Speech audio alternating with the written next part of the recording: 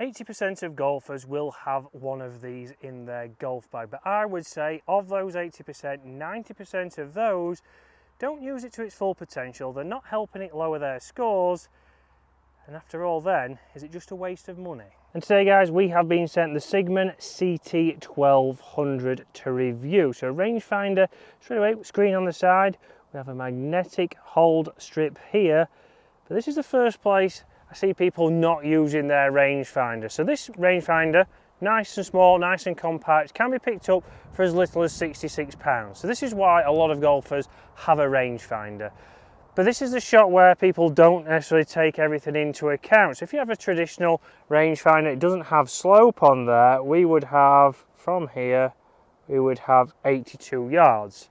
So you'd maybe get your 82 yard club out, but it's actually playing 70 yards. So straight away there, we'd be over the back potentially, and out over the back is a hazard. Well, it is actually out of bounds. So this is something that you would have to take into account. People aren't taking into account slope, and you might be screaming behind the camera or behind the screen saying, you cannot use slope in competition. No, you can't, but if you aren't playing every single round in competition, if you're playing a lot of your social golf at the same golf club, you can go out and after a few rounds you'll know how far it plays downhill. So straight away there, I know if I'm this close, which is the normal place that I would lay up, I've got to take off around about 10 yards or just over for my shot. On another hole, when we get onto the back now, we might be uphill and I might be adding obviously yardage onto that. So straight away here now, one big thing that people don't use, if you do use, you can flight it in a little bit better, and you'll see while we're down there, we can hit more greens, we can hit it closer, but more importantly, if you just hit one more green, strokes gained does say that you will save one shot per round. So just a shot like that from 70 yards, if we can get that on the green instead of missing, the likelihood even of us saving a shot off your handicap drastically goes up, for something just as simple as knowing how far a hole maybe plays downhill. And guys, if you sat behind the screen again thinking that you haven't got a rangefinder or you need a new rangefinder and £66 or around about that sounds good, then there is a link in the description below that CIGMAN have sent over, so you can go and use that code and hopefully save yourself even more money, but also be able to lower your scores. If we turn this around, straight away there, I've been able to hit that 70 yard shot well with inside tour average, but if I'd have hit my normal shot, I would have been in that river or that stream that flows behind the back of this green. Let's see if we can hole out.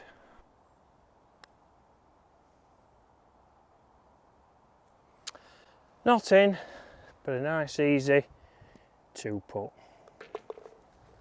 Now unfortunately a rangefinder isn't going to help you on every hole, you might say, because you might say, well, you can't have used it here off this tee box because it plays uphill, you can't see the fairway, you can't see anything.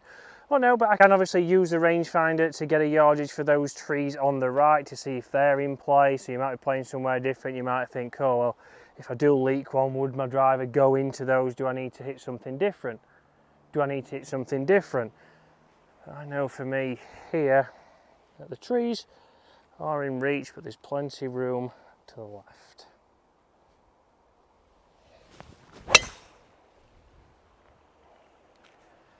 That's drawing nicely, should be in the right hand side of the fairway. But now this is where it gets interesting, the tee's back there, but this is where it gets interesting because into this green, you can't really see the bottom of the flag. You can see the top of the flag, there is some trouble in front, and that's something that nobody ever looks at. So up into the fairway and we can see that white flag in the distance, but like I said, we can't see the bottom of it. We can see some trouble, but why would you look at the trouble? The reason is, when I was teaching and caddying on the DP World Tour and at major events, a lot of the players would ask, how far is the carry? How far is it to get over something? Because you want to make sure that you are clearing the trouble, which for me from here, that bunker is 141, but the flag is 186. So straight away there, you might be worrying about that bunker, but it's 40 yards short of the green, and I know there is another greenside one just over the back of that. But the big question straight away is, do you know your carry numbers? Because the reason why they ask is to make sure you can carry over the trouble. And using your rangefinder is going to help you see, right, how far does this club need to go? Because your 8-iron might go 150 yards. So it might get over that first bunker, for example. However, it might land at 135, which would take it straight into that bunker. It's a little bit into the breeze today, which is also going to affect how far your club carries. It might even come up short of that bunker, and then you'd be like, oh, maybe it's the ball, maybe it's something. So make sure you know, obviously, your carry numbers to start with. Go to your local TrackMan range. If you're near Waterfront, go there, there's plenty across. But what you can also see is with the screen on the side, you might have said, well, what's the point in the screen on the side of this rangefinder? Well, if you've done just what I have, and you're obviously talking through a shot, or you've got to your ball quickly, you've waited for your playing partners and you forgot, it does say exactly how far we've got on the side. So I know I've got the right club here, a good golf swing.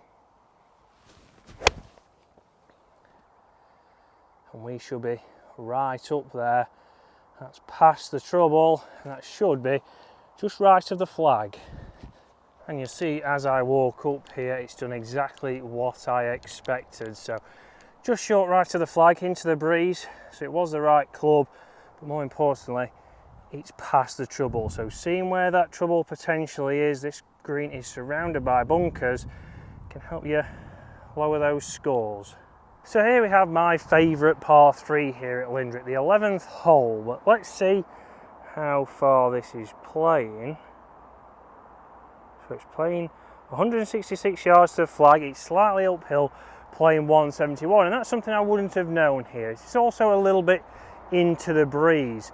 But how many of you mess up on these par 3s? But if I do that quickly again, you will see that on the side here. So again, that is the exact number to the flag, and then for me, using that slope in tournament, I know that it's 171.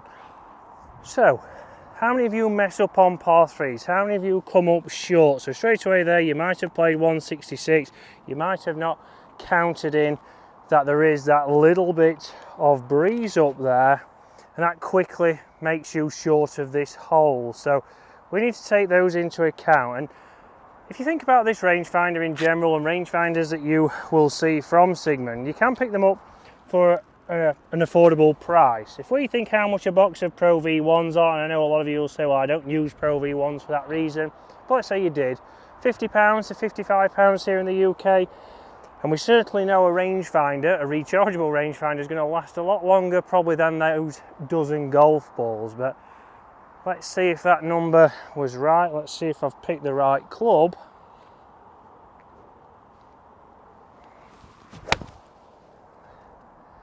To hit the green. Not the best strike. Is it up there?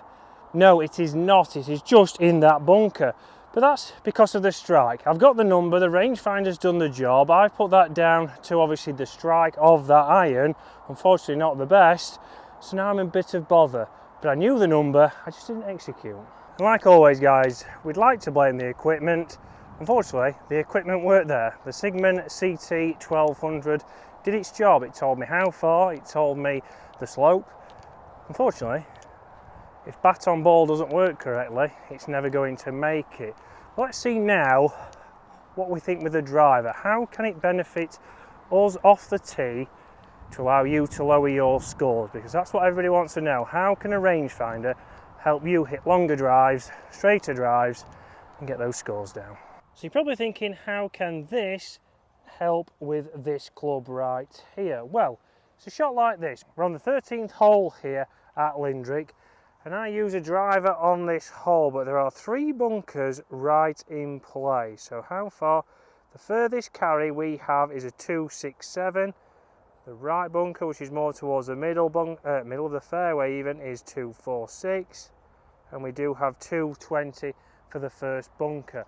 So this dictates, obviously, if it was windy, if it was into the breeze, I would probably not be taking the line of those bunkers. But today, the wind isn't too bad at the moment. It feels like it's dropped down, and if anything, it is slightly helping, which means I can carry that final bunker. So that is making the decision for me that yes, I can use driver, yes, I can be aggressive, and it has helped me choose the correct line for me to hit it further down there, get closer to the hole, hopefully hit it closer with my second shot, and again, get that handicap coming down by using this device. So let's see if I can put a good swing on this and I can carry that bunker, because this is exactly what I would be expecting. I've used my rangefinder now. It's made my decision on where I'm going to set that golf ball off. All I've got to do now is execute, which unfortunately I didn't do on the last par 3.